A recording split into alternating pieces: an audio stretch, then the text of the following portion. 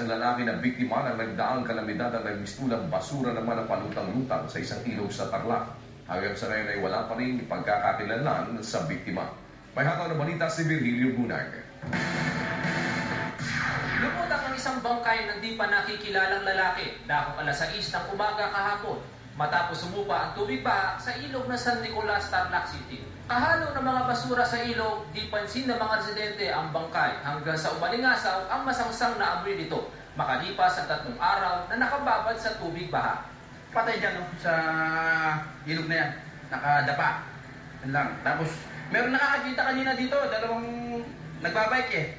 Tapos, nakapila ko dun. Tinawag ako dun. At tinignan namin, patay dyan. Lumobo na ang bangkay at ayon sa pulisya, ito ay nasa edad 40 anyos, may taas na 5'7" at may katamtamang pangangatawan. Doon sa natin nakita sa Riverside, so ang pinaka-initial investigation natin dyan is isa sa mga nalunod. But kung walang identification, hindi natin malaman kung siya taga Tarlac City or mga kalapit na tawag dito na mga bayan. Matapos ang otopsiya, dinala ang mga labi sa Enriquez Funeral Parlor upang hintayin kung may kamag-anak na mag-aangkin dito at nakakakilala. Virgilio Bunag para sa Hataw Balita ng UNTV News Worldwide. Mga pulis na